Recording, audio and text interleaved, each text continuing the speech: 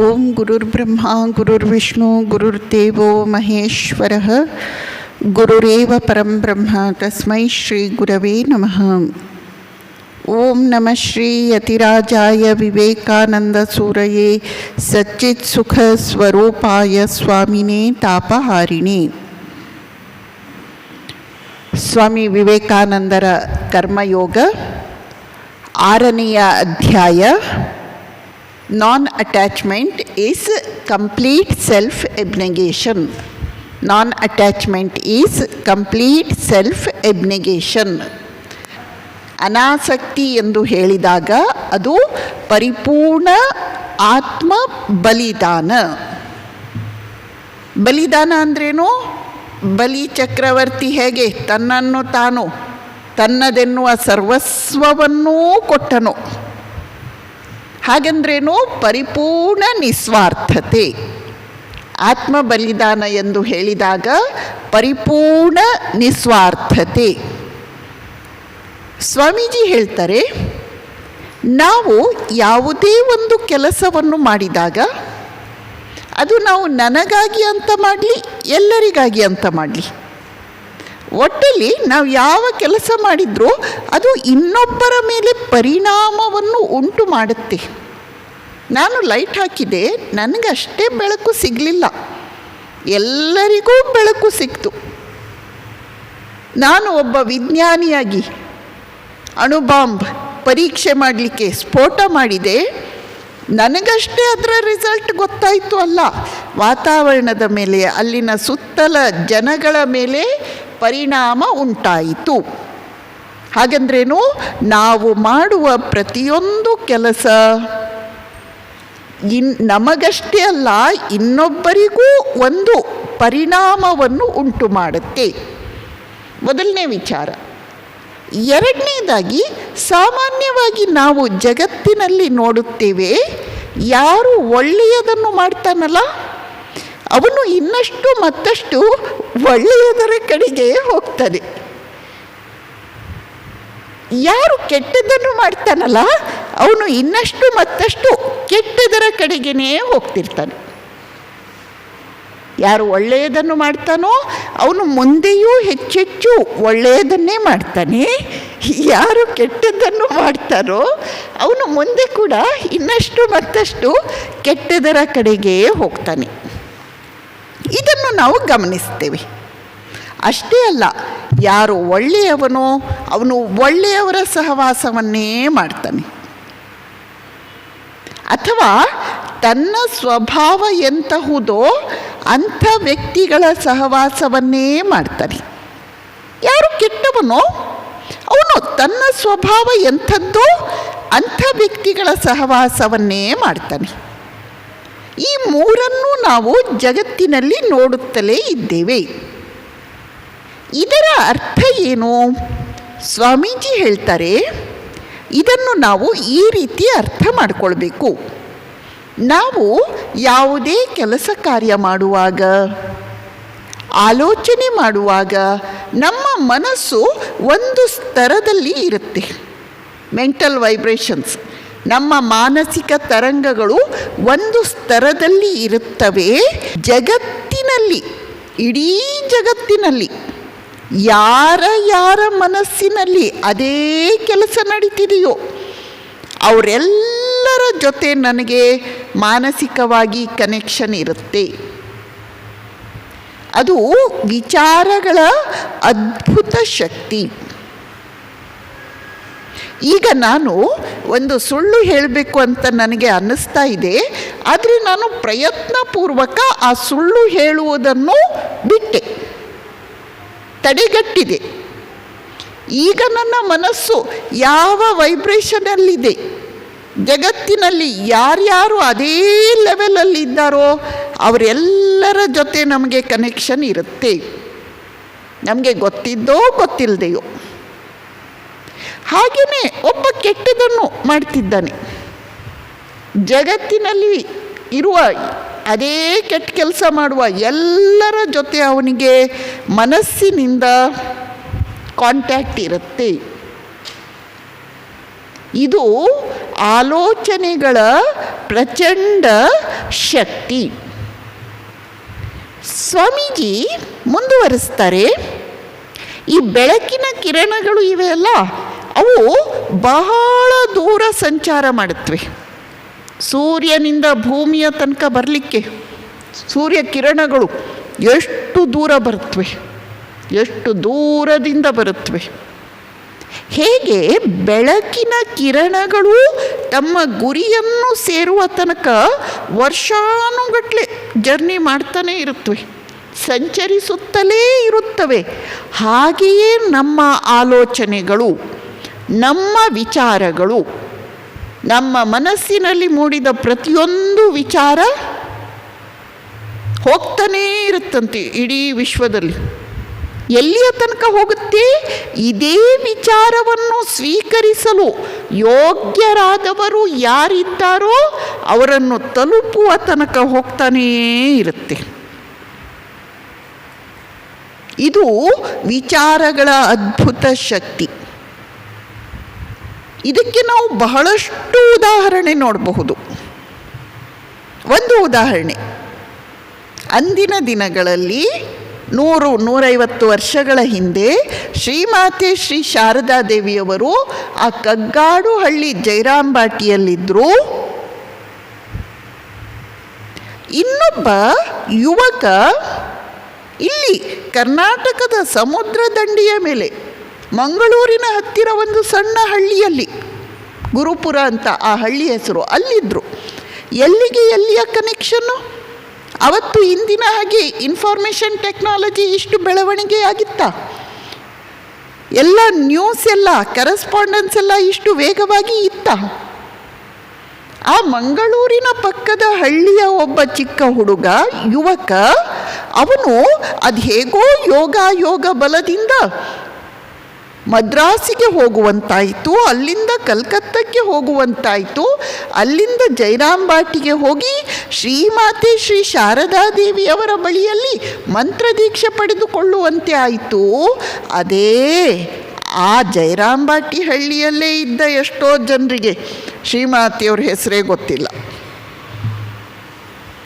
ಅವರಿಗೆ ಶ್ರೀಮಾತೆಯವರಿಂದ ಮಂತ್ರದೀಕ್ಷೆ ಪಡೆದುಕೊಳ್ಳಬೇಕು ಅಂತ ಕೂಡ ಅನ್ನಿಸಲಿಲ್ಲ.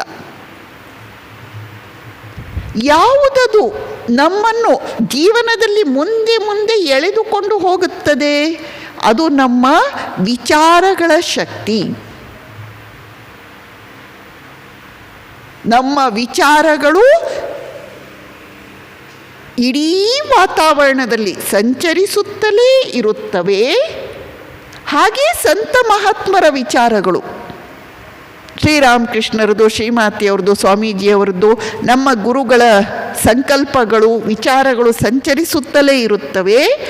ನಾವು ಅದನ್ನು ಸ್ವೀಕರಿಸಲಿಕ್ಕೆ ಯೋಗ್ಯರಾದರೆ, ನಮ್ಮ ಮೆಂಟಲ್ ವೈಬ್ರೇಷನ್ ಅದೇ ಸ್ತರದಲ್ಲಿ ಇದ್ದರೆ ಆ ವಿಚಾರಗಳು ಬಂದು ನಮ್ಮನ್ನು ತಟ್ಟುತ್ತವೆ, ನಾವು ಅವರ ಸಂಪರ್ಕಕ್ಕೆ ಬರುವಂತೆ ಆಗುತ್ತೆ.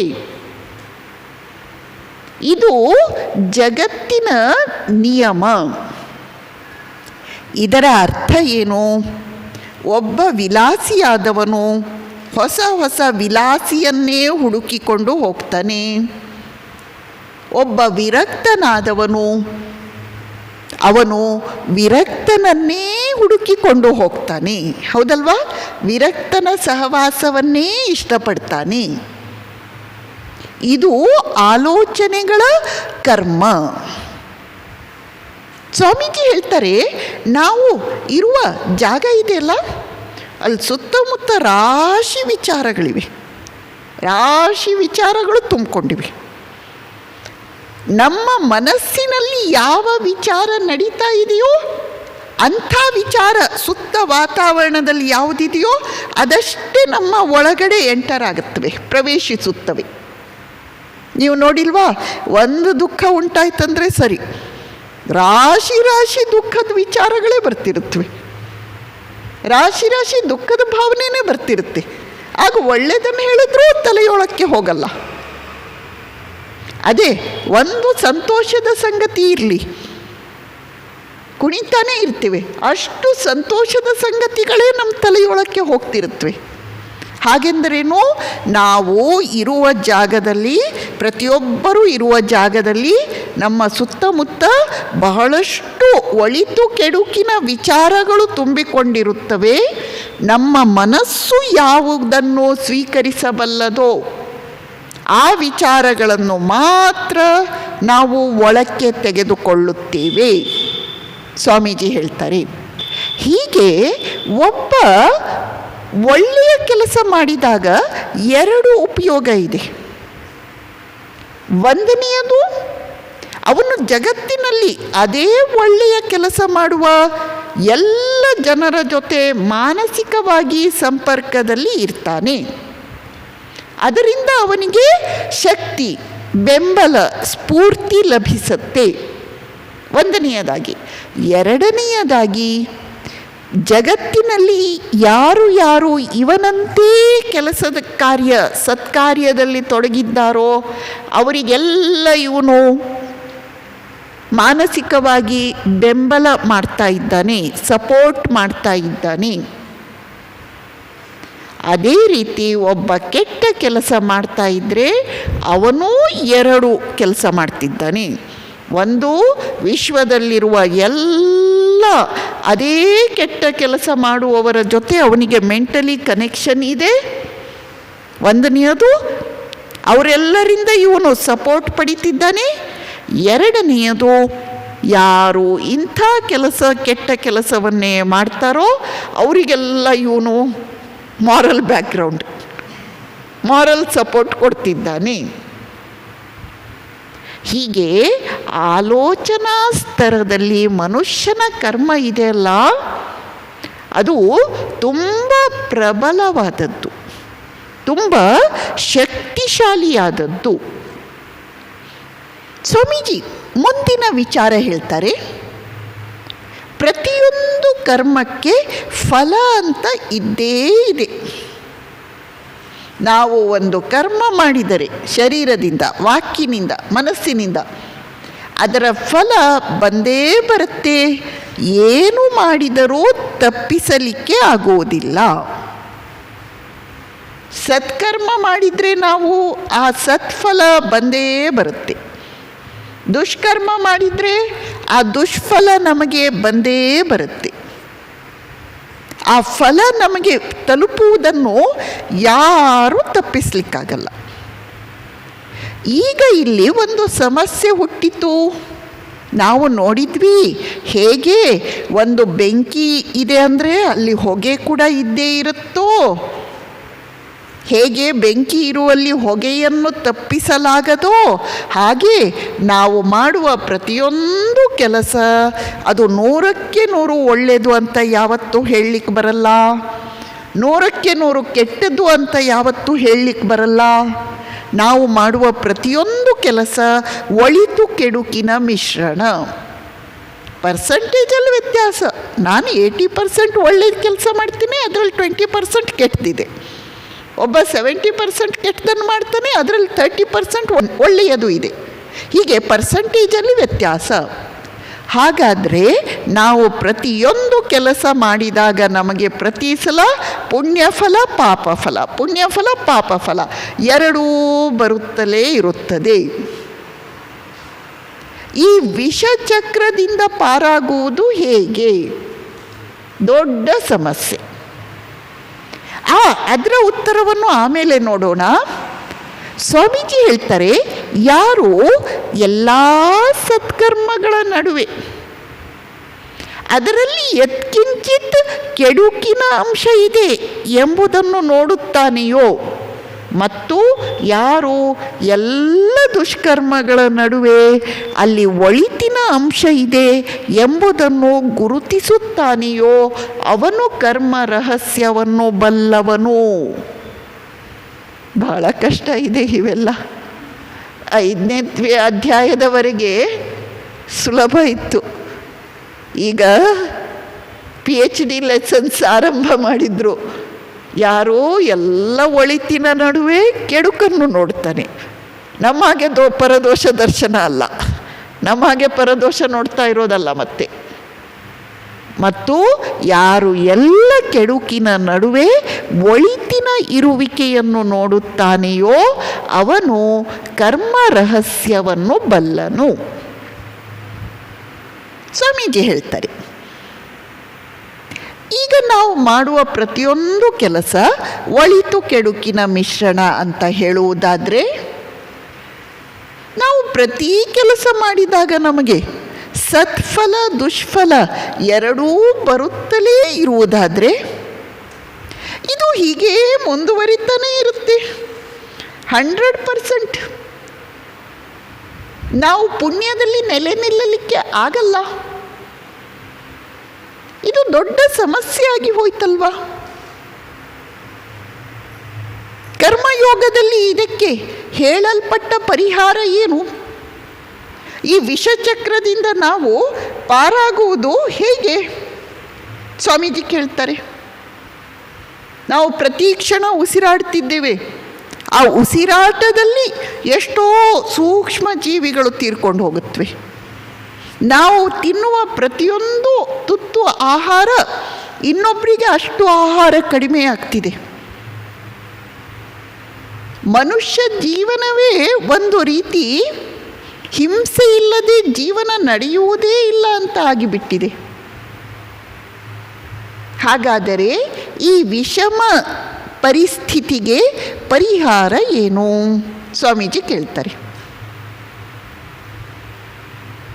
ಇನ್ನೊಂದು ಕರ್ಮಯೋಗದ ಸಮಸ್ಯೆ ಏನು ಅಂದರೆ, ನಮ್ಮೆಲ್ಲರ ಮನಸ್ಸಿನಲ್ಲಿ ಒಂದು ಕಲ್ಪನೆ ಇದೆ.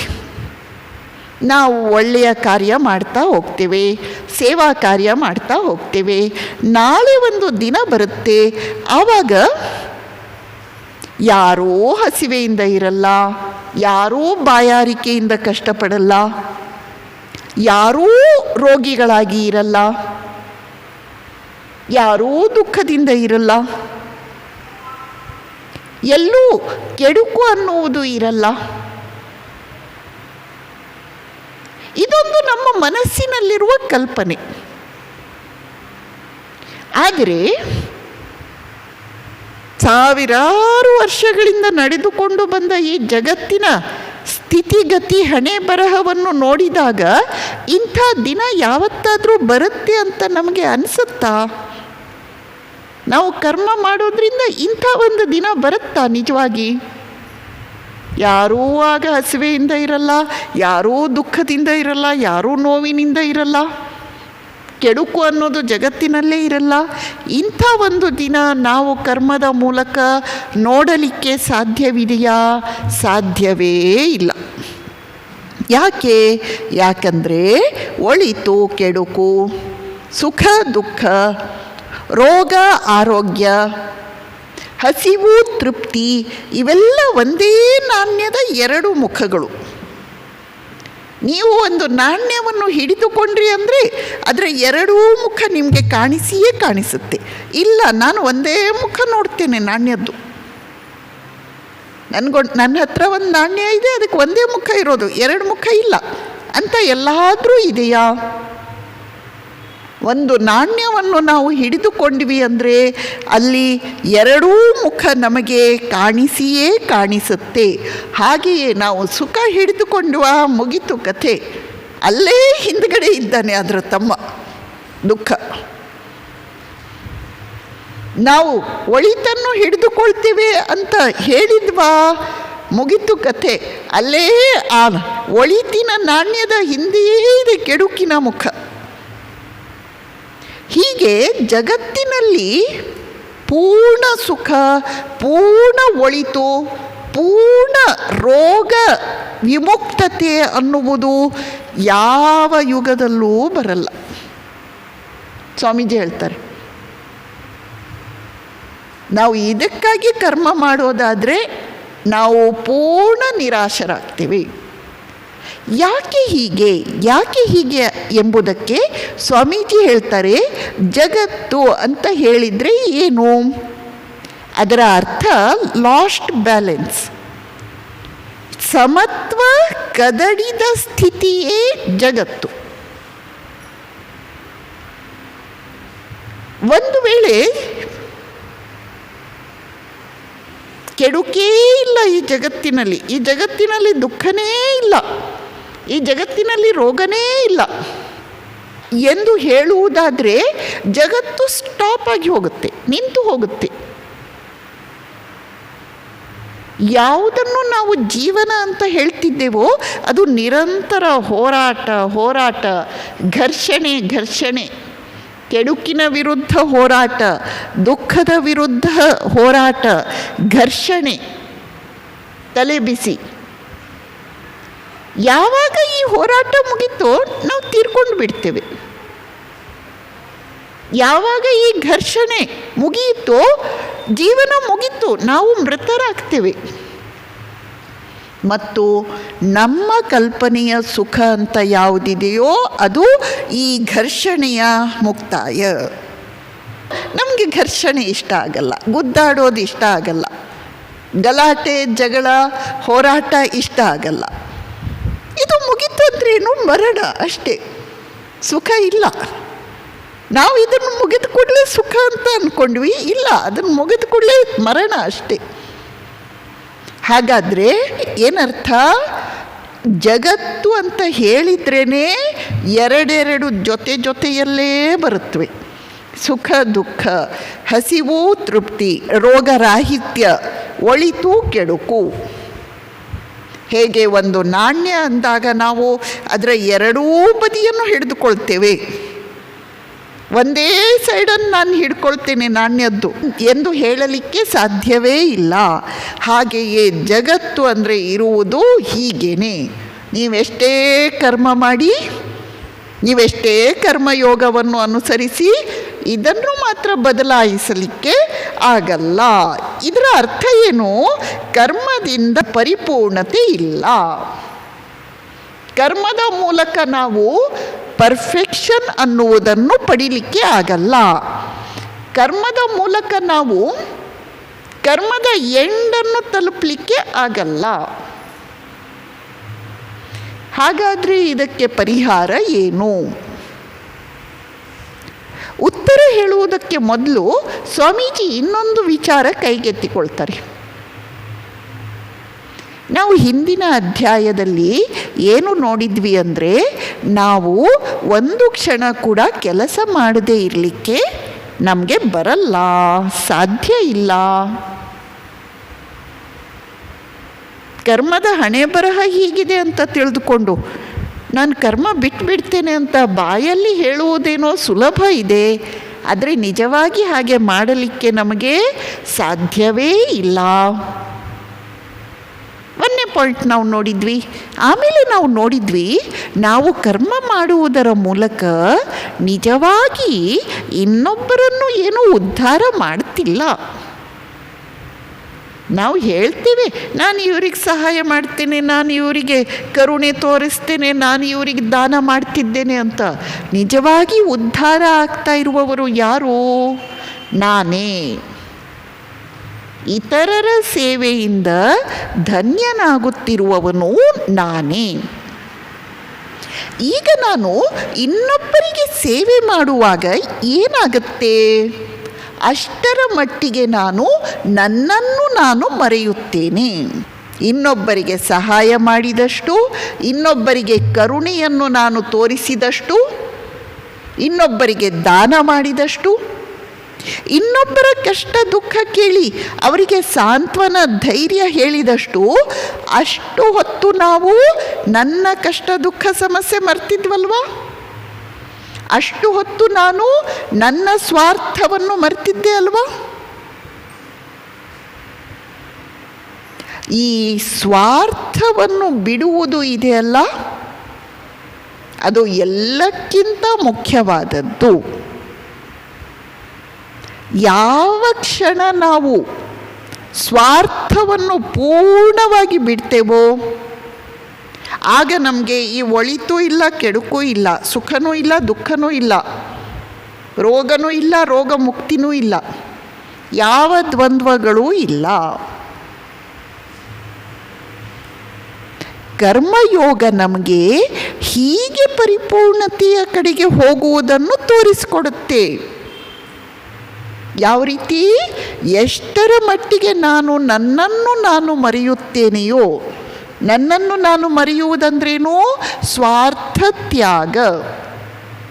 ಅಷ್ಟರ ಮಟ್ಟಿಗೆ ನನ್ನ ಜೀವನದಲ್ಲಿ ಶಾಂತಿ, ಆನಂದ, ಪರಿಪೂರ್ಣತೆ. ಮತ್ತು ನಾನು ಯಾವಾಗ ನನ್ನನ್ನು ನಾನು ಪೂರ್ಣವಾಗಿ ಮರಿತೇನೋ ಅದನ್ನೇ ನಾವು ಕಂಪ್ಲೀಟ್ ಸೆಲ್ಫ್ ಎಬ್ನೆಗೇಷನ್, ಪರಿಪೂರ್ಣ ಆತ್ಮ ಬಲಿದಾನ ಎಂದು ಹೇಳಿದ್ವಿ. ಅದನ್ನೇ ನಾವು ನಾನ್ ಅಟ್ಯಾಚ್ಮೆಂಟ್, ಅನಾಸಕ್ತಿ ಎಂದು ಹೇಳಿದ್ವಿ. ಅದೇ ಮೋಕ್ಷ, ಅದೇ ಕರ್ಮಯೋಗದ ಗುರಿ. The highest ideal is eternal and entire self abnegation, where there is no I but all is thou. Thou ಅಂದರೆ ನೀನು, ನೀನು, ನೀನು, ನಾನಲ್ಲ, ನಾನಲ್ಲ, ನಾನಲ್ಲ.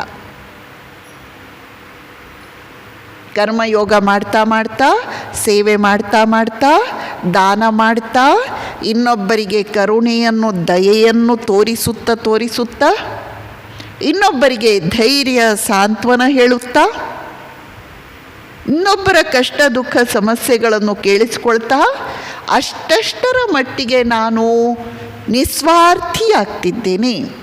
ಅಷ್ಟಷ್ಟರ ಮಟ್ಟಿಗೆ ನಾನು ನನ್ನನ್ನು ನಾನು ಮರೆಯುತ್ತಿದ್ದೇನೆ. ಯಾವಾಗ ನಾನು ನನ್ನನ್ನು ಪೂರ್ಣವಾಗಿ ಮರೆಯುತ್ತೇನೆಯೋ ಆಗ ಪೂರ್ಣ ಸುಖ, ಆಗ ನಾನು ಜೀವನದ ಪರಿಪೂರ್ಣತೆಯನ್ನು ತಲುಪಿದೆ, ಆಗ ನಾನು ಮೋಕ್ಷವನ್ನು ಪಡೆದುಕೊಂಡೆ. Eternal and entire self abnegation. ಬಲಿಚಕ್ರವರ್ತಿ ಸ್ವಾಮಿ ವಾಮನ ರೂಪದಿಂದ ಬಂದಾಗ 3 ಹೆಜ್ಜೆ ದಾನವನ್ನು ಕೇಳಿದಾಗ ಅವನು ಅಷ್ಟನ್ನು ಕೊಟ್ಟನ, ಅಥವಾ ನನಗೆ ಸ್ವಲ್ಪ ಬೇಕಾಗುತ್ತೆ, ನಾನು ಸ್ವಲ್ಪ ಇಟ್ಕೊಳ್ತೇನೆ ಅಂತ ಏನಾದರೂ ಇಟ್ಕೊಂಡ? ನಿನಗೆಲ್ಲವನ್ನು ಕೊಟ್ಟುಬಿಟ್ರೆ ರಾತ್ರಿ ನನ್ನ ಗತಿ ಏನು ಅಂತ ಏನಾದರೂ ಚಿಂತೆ ಮಾಡಿದ್ನಾ ಬಲಿಚಕ್ರವರ್ತಿ? ಇಲ್ಲ. ಎಟರ್ನಲ್ ಆ್ಯಂಡ್ ಎಂಟೈರ್ ಸೆಲ್ಫ್ ಎಬ್ನೆಗೇಷನ್, ಇದು ಪರಿಪೂರ್ಣ ನಿಸ್ವಾರ್ಥತೆ, ಕರ್ಮಯೋಗದ ಗುರಿ. ಒಂದು ಕುರಿಮರಿಯ ಪ್ರಾಣವನ್ನು ಉಳಿಸಲಿಕ್ಕೆ, ತನ್ನ ಪ್ರಾಣವನ್ನು ಕೊಡಲಿಕ್ಕೆ ಮುಂದೆ ಬಂದಂತಹ ಬುದ್ಧ ಭಗವಂತ ಎಟರ್ನಲ್ ಆ್ಯಂಡ್ ಎಂಟೈರ್ ಸೆಲ್ಫ್ ಎಬ್ನಿಗೇಷನ್. ನನ್ನ ಕೈಯಷ್ಟೇ ಕೊಡ್ತೇನೆ, ಆ ಕುರಿಮರಿಯನ್ನು ಬಿಟ್ಬಿಡಿ ಅಂತ ಹೇಳಿದ್ನಾ ಬುದ್ಧ? ಹೋಗಲಿ, ನನ್ನ ಕಣ್ಣು ಒಂದೇ ಕೊಡ್ತೇನೆ, ಆ ಕುರಿಮರಿಯನ್ನು ಬಿಟ್ಬಿಡಿ ಅಂತ ಬುದ್ಧ ಹೇಳಿದ್ನಾ? ಇಲ್ಲ. ಕುರಿಮರಿಯ ಪ್ರಾಣವನ್ನು ರಕ್ಷಿಸಲಿಕ್ಕೆ ಅವನು ಆ ಯಾಗ ಯಜ್ಞಕ್ಕೆ ತನ್ನನ್ನೇ ಬಲಿಯಾಗಿ ಕೊಡಲಿಕ್ಕೆ ಮುಂದೆ ಬಂದ. ಒಂದು ಪಾರಿವಾಳದ ಪ್ರಾಣವನ್ನು ರಕ್ಷಿಸಲಿಕ್ಕೆ ತನ್ನ ತೊಡೆಯ ಮಾಂಸವನ್ನೇ ಕತ್ತರಿಸಿ ಕೊಟ್ಟ ಶಿಬಿ ಚಕ್ರವರ್ತಿ. ತೊಡೆಯ ಮಾಂಸವನ್ನೆಲ್ಲ ಕತ್ತರಿಸಿ ಕೊಡೋದಂದ್ರೆ ಏನು? ತನ್ನ ಪ್ರಾಣ ತ್ಯಾಗನೇ. ಆ ಲೋಕ ಕಂಟಕನಾದ ವೃತ್ರಾಸುರನನ್ನು ಸಂಹರಿಸಲಿಕ್ಕೆ ಎಂದು ತನ್ನ ತಪಸ್ಸಿನಿಂದ ಅರ್ಜಿಸಿದ ವಜ್ರ ಶರೀರದ ವಜ್ರೋಪಮ ಬೆನ್ನು ಮೂಳೆಯನ್ನು ಹಿಂದೆ ಮುಂದೆ ನೋಡದೆ ಇಂದ್ರನಿಗೆ, ಅದು ಯಾವ ಇಂದ್ರ? ಅವನು ಹಿಂದೆ ತನಗೇ ಮೋಸ ಮಾಡಿದ, ಕಷ್ಟವನ್ನು ಕೊಟ್ಟ ಇಂದ್ರ ಅವನು. ಆ ಇಂದ್ರನಿಗೆ ಒಂದು ಮರುಮಾತಿಲ್ಲದೆ ತನ್ನ ಬೆನ್ನು ಮೂಳೆಯನ್ನೇ ನೀಡಿದ ದಧೀಚಿ ಮಹರ್ಷಿ. ಎಟರ್ನಲ್ ಆ್ಯಂಡ್ ಎಂಟೈರ್ ಸೆಲ್ಫ್ ಎಬ್ನಿಗೇಷನ್, ಪರಿಪೂರ್ಣ ಆತ್ಮಾರ್ಪಣೆ, ಆತ್ಮ ಬಲಿದಾನ, ಇದು ಕರ್ಮಯೋಗದ ಗುರಿ. ಇದನ್ನು ಕೇಳಿದಾಗ ಬಹಳ ಜನ ಹೆದರಿ ಬಿಡ್ತಾರಂತೆ. ಬೇಡ ಬಿಡಿ, ಇದೆಲ್ಲ ಸ್ವಾರ್ಥವನ್ನು ಪೂರ್ಣ ಬಿಡಬೇಕಾ? ನಾವು ಸ್ವಲ್ಪನೂ ಬಿಡ್ಲಿಕ್ಕೆ ತಯಾರಿಲ್ಲ, ಬಿಡಿ, ನಮಗೆ ಬೇಡ ಇದೆಲ್ಲ ರಗಳೆ ಎಂದು ಹೇಳ್ತೇವಂತೆ. ಇದು ಹೇಗಂದರೆ, ಒಂದು ಸಮುದ್ರದ ಸಣ್ಣ ಅಲೆ ಇರುತ್ತಂತೆ. ಆ ಅಲೆ ಹೇಳುತ್ತಂತೆ, ನಾನು ಸಮುದ್ರ ಜೊತೆ ಇರಲ್ಲ, ಸಮುದ್ರದ ಜೊತೆ ಇದ್ದರೆ ನಾನು ನಾಶವಾಗಿ ಹೋಗ್ತೀನಿ. ಸಮುದ್ರದ ಜೊತೆ ಇದ್ದರೆ ನಾನು ಎಲ್ಲಿ ಅಂತಲೇ ಕಾಣಿಸಲ್ಲ, ಅಷ್ಟು ಎಲ್ಲ ಕಡೆ ಮುಳುಗಿ ಹೋಗ್ತೀನಿ, ನಾನು ಲಯವಾಗಿ ಹೋಗ್ತೀನಿ, ನಾನು ಸಮುದ್ರದ ಜೊತೆ ಇರಲ್ಲಪ್ಪ ಅಂತ ಆ ಸಣ್ಣ ಅಲೆ ಹೇಳುತ್ತಂತೆ. ಅದಕ್ಕೆ ಸಮುದ್ರ ಆಯಿತು ಬಿಡು ಅಂತ ಆ ಅಲೆಗೆ ಡೈವೋರ್ಸ್ ಕೊಟ್ಟು ಅದನ್ನು ದೂರ ಸಮುದ್ರದಿಂದ ಬೇರೆ ಒಂದು ಕಡೆ ಪಾಂಡ್ ಅಂತ ಮಾಡಿಬಿಟ್ಟ, ಕೊಳ ಅಂತ ಮಾಡಿಬಿಟ್ಟ. ಮಳೆಗಾಲದಲ್ಲಿ ಬಹಳ ಚೆನ್ನಾಗಿ ನಡೀತು ಕಥೆಯೆಲ್ಲ, ಚಳಿಗಾಲದಲ್ಲೂ ಚೆನ್ನಾಗಾಯಿತು. ಬೇಸಿಗೆ ಬಂತು ನೋಡಿ, ಜೀವನದ ಬೇಸಿಗೆಯ ದಿನಗಳಲ್ಲಿ ಆ ಕೆರೆಯ ಜೀವನ ಏನಾಯಿತು, ಅದು ಶಾಖಕ್ಕೆ, ಸೂರ್ಯ ಕಿರಣಗಳ ಶಾಖಕ್ಕೆ ಆವಿಯಾಗಿ ಹೋಯ್ತು.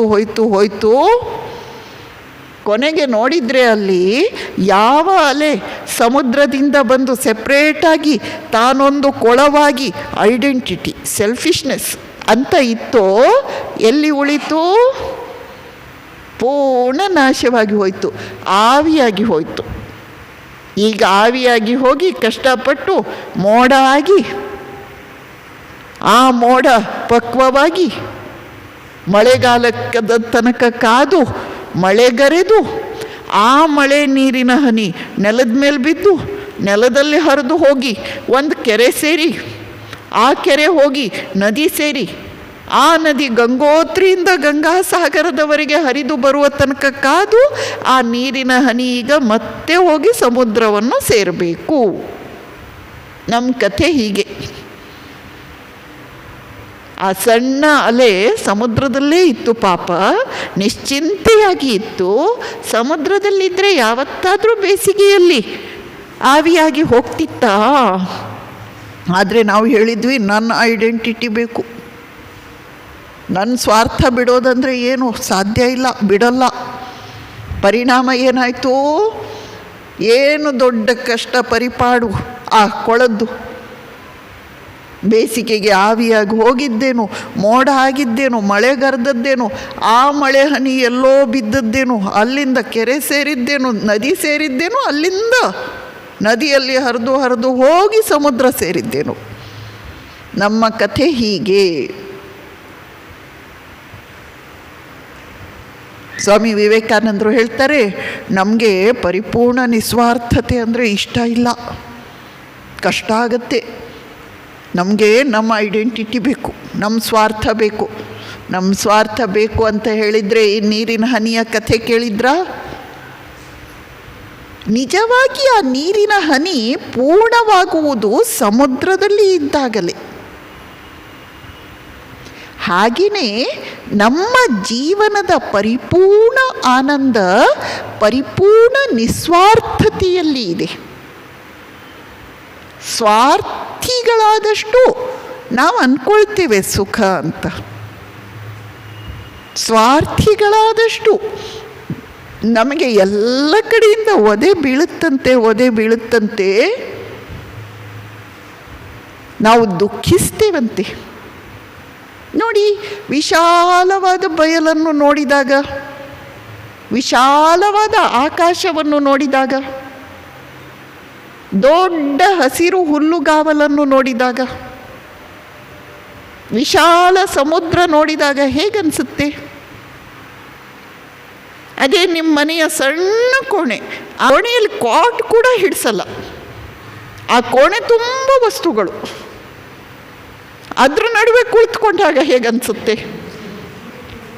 ಯಾವುದು ಚೆನ್ನಾಗಿರುತ್ತೆ? ಎರಡರಲ್ಲಿ ಯಾವುದು ಚೆನ್ನಾಗಿರುತ್ತೆ? ನಮ್ಮ ಪ್ರಕಾರ ಕೋಣೆಯೊಳಗೆ ಕೂತ್ಕೊಂಡು ಬ್ಯಾಂಕ್ ಬ್ಯಾಲೆನ್ಸ್ ಪಾಸ್ಬುಕ್ ಹಿಡ್ಕೊಂಡಾಗ ಬಹಳ ಸುಖವಾಗಿರುತ್ತೆ ನಮಗೆ. ಯಾರು ಅಷ್ಟು ದೂರ ಹೋಗಿ ಬಯಲಲ್ಲಿ ನಿಂತು ಆ ಸೌಂದರ್ಯ ಆಸ್ವಾದಿಸುವ ಕಷ್ಟಪಡ್ತಾರೆ? ಯಾವುದು ಚೆನ್ನಾಗಿರುತ್ತೆ? ಪರಿಪೂರ್ಣ ನಿಸ್ವಾರ್ಥತೆಯಲ್ಲಿ ಆನಂದ ಇದೆ.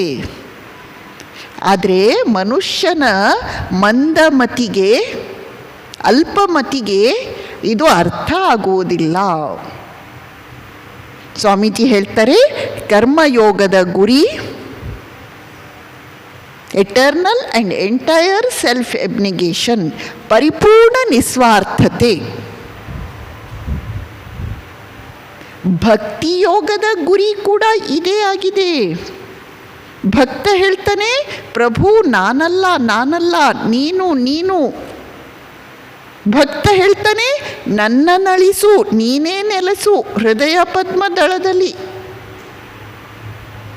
ಭಕ್ತ ನಾನು ಇರ್ತೀನಿ, ನೀನು ಇರು ಅಂತ ಹೇಳಲಿಲ್ಲ. ನಂಗೆ ಸ್ವಲ್ಪ ಜಾಗ ಕೊಡು, ನಿಂಗೆ ಸ್ವಲ್ಪ ಜಾಗ ಕೊಡ್ತೀನಿ ಅನ್ನಲಿಲ್ಲ ಭಕ್ತ.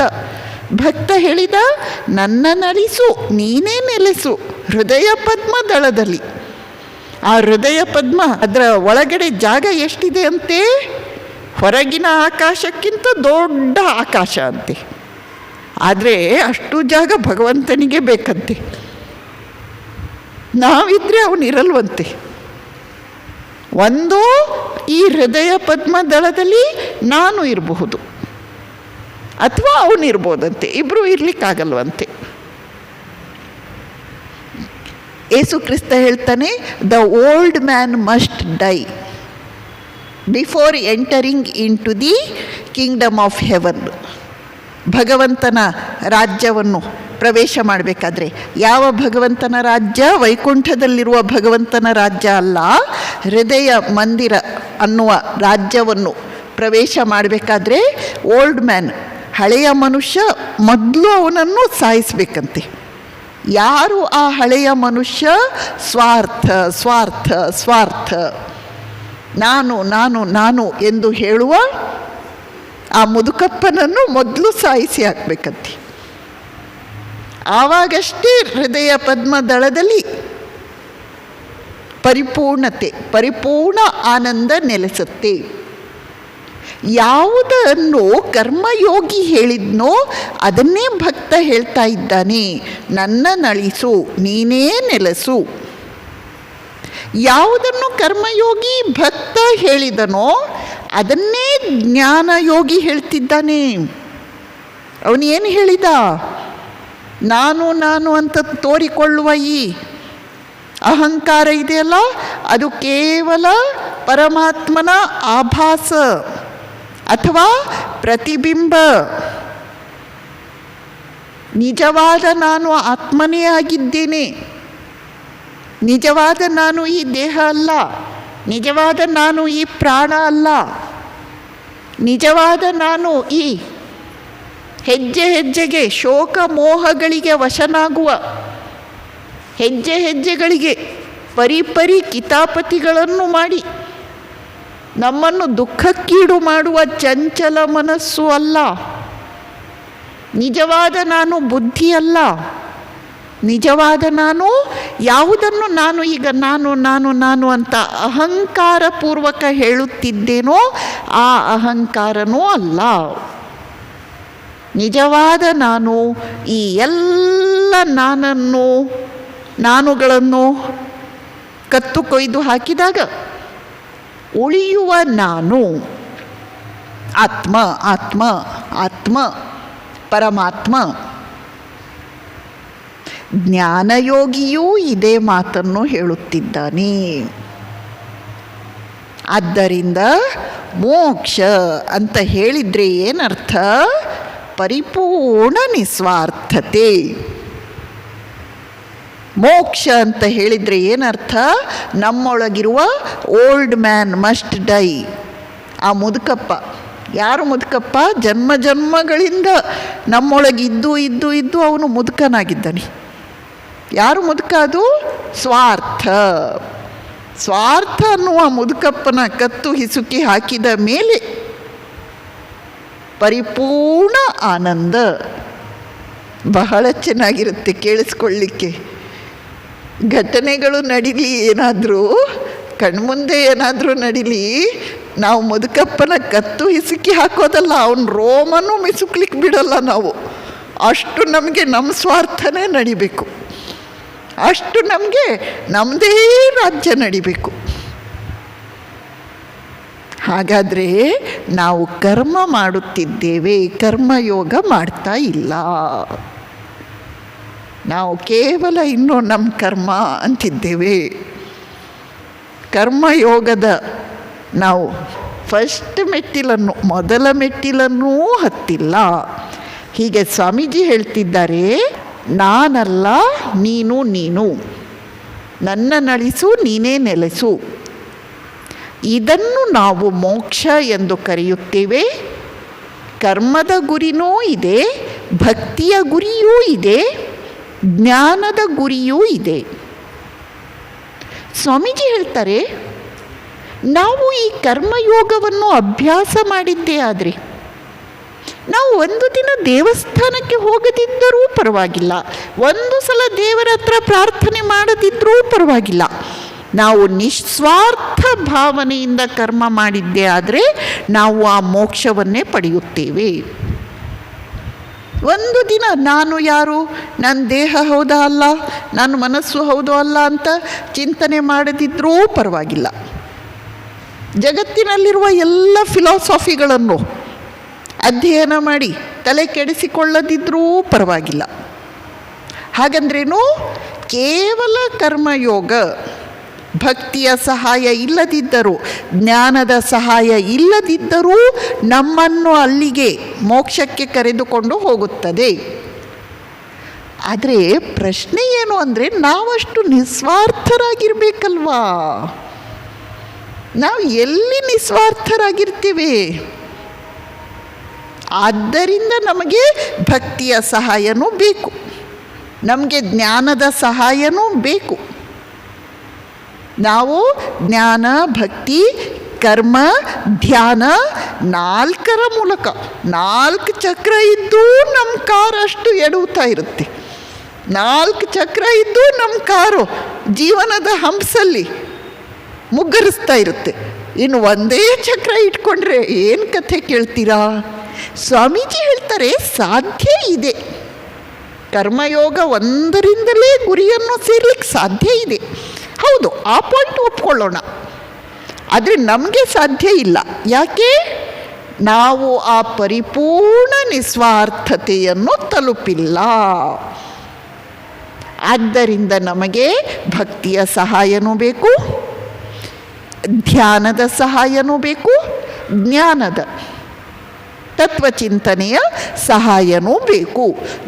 ಜೊತೆಯಲ್ಲಿ ನಾವು ನಮ್ಮ ಪಾಲಿನ ಪ್ರತಿಯೊಂದು ಕರ್ಮವನ್ನು ನಾವು ನಿಷ್ಕಾಮ ಭಾವನೆಯಿಂದ ಅಥವಾ ಅನಾಸಕ್ತ ಭಾವನೆಯಿಂದ ಮಾಡುವ ಪ್ರಯತ್ನವನ್ನು ಮಾಡಬೇಕು. ಸ್ವಾಮೀಜಿ ಮುಂದುವರಿಸ್ತಾರೆ, 2 ಶಬ್ದ ಇವೆ. ಒಂದು ಪ್ರವೃತ್ತಿ, ಇನ್ನೊಂದು ನಿವೃತ್ತಿ. ನಾವು ಎರಡನ್ನೂ ಒಂದೇ ಸಲ ಮಾಡ್ತೀವಿ ಅಂದರೆ ಆಗಲ್ಲ. ಒಂದೋ ನಾವು ಪ್ರವೃತ್ತಿಯನ್ನು ಮಾಡಬೇಕು, ಇಲ್ಲವೇ ನಿವೃತ್ತಿಯನ್ನು ಮಾಡಬೇಕು. ಪ್ರವೃತ್ತಿ ಅಂದ್ರೇನು? ಜಗತ್ತಲ್ಲಿ ಏನೇನಿದೆಯೋ ಅದೆಲ್ಲವನ್ನು ತಂದು ಒಂದು ಕಡೆ ಸೇರಿಸು. ಎಲ್ಲಿ ಸೇರಿಸೋದು? ನಾನು ನಾನು ನಾನು ಅನ್ನುವ ಭಾವನೆ ಇದೆಯಲ್ಲ, ಅಲ್ಲಿ ಸೇರಿಸೋದು. ನನ್ನ ಮನೆಯಲ್ಲಿ ಜಗತ್ತಿನ ಎಲ್ಲ ಫರ್ನಿಚರ್ಸ್ ಇರಬೇಕು, ನನ್ನ ಮನೆಯಲ್ಲಿ ಜಗತ್ತಿನ ಸಂಪತ್ತು ಇರಬೇಕು, ನನ್ನ ಕೇಂದ್ರದಲ್ಲಿ ಅಧಿಕಾರ ಇರಬೇಕು, ನನಗೆ ಹೆಸರು ಕೀರ್ತಿ ಇರಬೇಕು, ಆಸ್ತಿ ಪಾಸ್ತಿ ಎಷ್ಟು ಸಾಧ್ಯವೋ ಅಷ್ಟು ಎಕರೆ ಜಮೀನು ನನ್ನ ಹೆಸರಲ್ಲಿರಬೇಕು. ಇದನ್ನೇನಂತೀವಿ ನಾವು? ಪ್ರವೃತ್ತಿ ಅಂದ್ರೇನು? ಜಗತ್ತಲ್ಲಿ ಏನೇನಿದೆಯೋ ಅದೆಲ್ಲ ತೊಗೊಂಡು ಬಂದು ಇಲ್ಲಿ ಒಟ್ಟು ಹಾಕು. ಇಲ್ಲಿ ಅಂದರೆ ನಾನು ನನ್ನದು. ಒಬ್ಬರು ನಾನು ನನ್ನದು ತಂಟೆಗೆ ಬರಲಿ ನೋಡಿ, ನಾವು ಎಂಥ ರಾಕ್ಷಸರಾಗ್ತೀವಿ. ನಾವು ಅಷ್ಟು ಕೆಟ್ಟವರು ಅಂತ ನಮಗೇ ಗೊತ್ತಿರಲ್ಲ. ಯಾಕೆ? ನಾನು ಸುದ್ದಿಗೆ ಯಾರೂ ಬರಬಾರ್ದು, ಯಾರಾದರೂ ನನ್ನನ್ನು ಮುಟ್ಟಬಾರ್ದು. ಇಲ್ದಿದ್ರೆ ನಾವು ದೇವರೇ. ನಾವು ಎಲ್ಲರ ಜೊತೆ ಬಹಳ ಚೆನ್ನಾಗಿರ್ತೀವಿ, ಬಹಳ ದೇವರಾಗಿರ್ತೀವಿ. ಏನು ದೊಡ್ಡ ದೊಡ್ಡ ಫಿಲಾಸಫಿ ಮಾತನಾಡ್ತೇವೆ ನಾವು. ನಮಗೆ ಗೊತ್ತಿರುವಷ್ಟು ಜ್ಞಾನ ಇನ್ನೊಬ್ರಿಗಿಲ್ಲ. ಎಲ್ಲಿ ತನಕ ನೀವು ನಾನು ಅನ್ನು ಮುಟ್ಟಲ್ವೋ ಅಲ್ಲಿ ತನಕ ನೀವು ನಾನು ಮುಟ್ಟಿದ್ರಾ, ನನ್ನನ್ನು ನೀವು ರಾಕ್ಷಸನನ್ನಾಗಿ ನೋಡ್ತೀರಾ, ದೇವನನ್ನಾಗಿ ಅಲ್ಲ. ಇದನ್ನು ನಾವು ಏನು ಅಂತ ಹೇಳ್ತೇವೆ? ಪ್ರವೃತ್ತಿ. ಪ್ರವೃತ್ತಿ ಅಂದ್ರೇನು? ಕೆಲಸ ಮಾಡು ಮಾಡು ಮಾಡು ಮಾಡು ಮಾಡು ಮಾಡು, ಏನೇನು ಸಿಗುತ್ತೋ ಎಲ್ಲ ತೊಗೊಂಡು ಬಾ, ತಂದು ಇಲ್ಲಿ ಹಾಕು, ಕೂಡಾಕು. ಎಲ್ಲಿ ಕೂಡಾಕೋದು? ನನಗೆ, ನನ್ನದು. ಇದು ಪ್ರವೃತ್ತಿ. ಪ್ರವೃತ್ತಿಯನ್ನು ನಾವು ಏನು ಅಂತ ಹೇಳ್ತೇವೆ ಅಂದರೆ ಜಗತ್ತು. ಜಗತ್ತು. ನಿವೃತ್ತಿ ಅಂತ ಇನ್ನೊಂದಿದೆ. ಪ್ರವೃತ್ತಿ ಅಂತ ಹೇಳಿದಾಗ ಮನಸ್ಸು ಹೊರಗಡೆ ಹೋಗುವುದು. ಪ್ರವೃತ್ತಿ ಅಂತ ಹೇಳಿದಾಗ ಮನಸ್ಸು ಎಲ್ಲಿ ಹೋಗುವುದು? ಹೊರಗಡೆ ಹೋಗುವುದು. ನಿವೃತ್ತಿ. ನಿವೃತ್ತಿ ಅಂತ ಹೇಳಿದಾಗ ಮನಸ್ಸು ಒಳಗಡೆ ಹೋಗುವುದು. ನಿವೃತ್ತಿ ಅಂತ ಹೇಳಿದಾಗ ಮನಸ್ಸು ಒಳಗಡೆ ಹೋಗೋದು. ನಾವು ಒಂದೋ ಹೊರಗೆ ಹೋಗ್ತೇವೆ ಅಥವಾ ಒಳಗೆ ಹೋಗ್ತೇವೆ. ಒಳಗೆ ಹೋಗುವುದಂದ್ರೇನು? ನಮ್ಮ ಪಾಲಿಗೆ ಏನು ಬರುತ್ತೋ ಸಂತೋಷ. ಸಮಾಜದಲ್ಲಿ ಜೀವನ ಯಾಪನೆಗೆ ಎಷ್ಟು ಬೇಕೋ ಅಷ್ಟು ಸಂತೋಷ. ಇನ್ನಷ್ಟು ಬೇಕು, ಮತ್ತಷ್ಟು ಬೇಕು, ಮಗದಷ್ಟು ಬೇಕು ಇಲ್ಲ.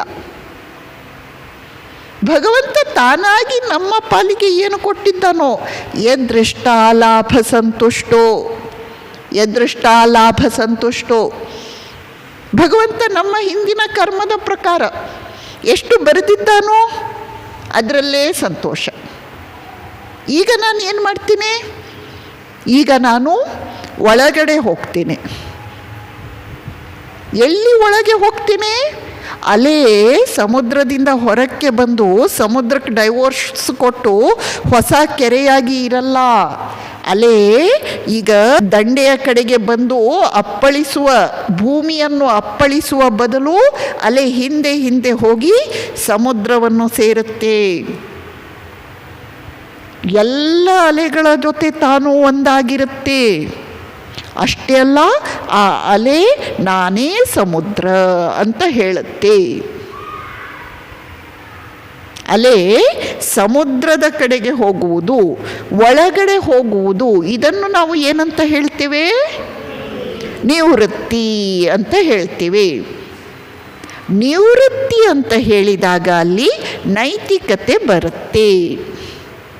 ನಿವೃತ್ತಿ ಅಂತ ಹೇಳಿದಾಗ ಅಲ್ಲಿ ಧರ್ಮ ಪ್ರವೇಶ ಮಾಡಿತು.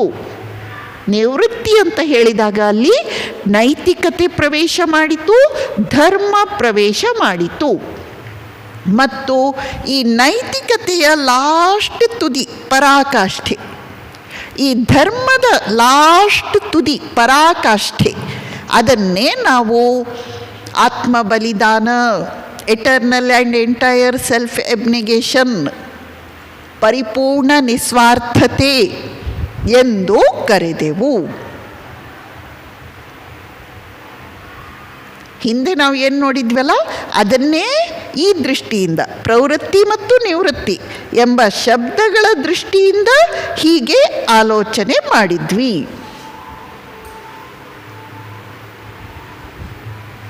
ಆದ್ದರಿಂದ ನೈತಿಕತೆ ಮತ್ತು ಧರ್ಮ ಮಾರ್ಗದಲ್ಲಿ ತೊಡಗುವಂತಹ ಕರ್ಮ,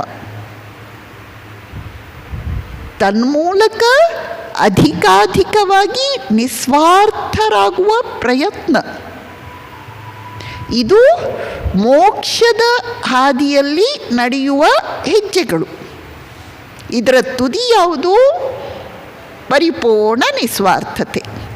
ಅದನ್ನು ನಾವು ಏನಂತ ಕರೆದ್ವಿ? ಏನಂತ ಕರೆದ್ವಿ? ಮೋಕ್ಷ. ನಿವೃತ್ತಿ ಮಾರ್ಗ, ನಿವೃತ್ತಿ ಮಾರ್ಗ. ಹೌದಾ? ಕೊನೆಯ ಮಾತನ್ನು ಸ್ವಾಮೀಜಿ ಹೇಳ್ತಾರೆ, ಎರಡು ಶಬ್ದ ಇವೆ, ಒಂದು ಜಗತ್ತು, ಇನ್ನೊಂದು ಪರಮಾರ್ಥ. ಒಂದು ಜಗತ್ತು, ಇನ್ನೊಂದು ಪರಮಾರ್ಥ. ಯಾವುದನ್ನು ನಾವು ಜಗತ್ತು ಎಂದು ಕರೆಯುತ್ತೇವೆಯೋ ಅದು ಮತ್ತೇನೂ ಅಲ್ಲ, ಸ್ವಾರ್ಥ. ಸ್ವಾರ್ಥ. ಪರೀಕ್ಷಿಸಿ ನೋಡಿ ಬೇಕಿದ್ರೆ. ಸ್ವಾಮೀಜಿ ಏನು ಹೀಗೆ ಹೇಳಿಬಿಡೋದು? ತಪ್ಪು ಹೇಳಿದ್ದಾರೆ ಸ್ವಾಮೀಜಿ. ಪರೀಕ್ಷಿಸಿ ನೋಡಿ ನಿಮ್ಮ ಜೀವನದಲ್ಲಿ, ನಿಮ್ಮ ಮನೆಯಲ್ಲಿ ಪರೀಕ್ಷಿಸಿ ನೋಡಿ. ಅಲ್ಲಿ ಸ್ವಾರ್ಥ ಇಲ್ಲವಾ ನಿಮ್ಮ ಮನೆಯಲ್ಲಿ? ಹಾಗಾದರೆ ಅಲ್ಲಿ ಪರಮಾರ್ಥ ಇದೆ. ಪರಮಾರ್ಥ ಇಲ್ವಾ? ಇಲ್ವಾ? ಹಾಗಾದರೆ ಸ್ವಾರ್ಥ ಇದೆ. ನಮ್ಮ ಮನೆಯಲ್ಲಿ, ನಮ್ಮ ಆಫೀಸಲ್ಲಿ, ನಾವು ಸಮಾಜದಲ್ಲಿ 4 ಜನಗಳ ನಡುವೆ ಇರುವ ಆ ಸಂಘಟನೆಯಲ್ಲಿ, ನಾವು ಎಲ್ಲೆಲ್ಲಿದ್ದೇವೋ ಅಲ್ಲಲ್ಲಿ, ನಮ್ಮ ಮನಸ್ಸಿನಲ್ಲಿ, ನಮ್ಮ ವಿಚಾರಗಳಲ್ಲಿ, ನಮ್ಮ ಮನಸ್ಸಲ್ಲಿ, ನಮ್ಮ ವಿಚಾರಗಳಲ್ಲಿ ಸ್ವಾರ್ಥ ಇದೆಯಾ? ಅದು ಜಗತ್ತು, ಅದು ಪ್ರಾಪಂಚಿಕತೆ. ಸ್ವಾರ್ಥ ಇಲ್ವಾ? ಅದು ಪರಮಾರ್ಥ, ಅದು ಬ್ರಹ್ಮವಸ್ತು. ಆದ್ದರಿಂದ ಸ್ವಾಮೀಜಿ ಹೇಳ್ತಾರೆ, unselfishness is God, selfishness is world. Unselfishness is God, selfishness is world.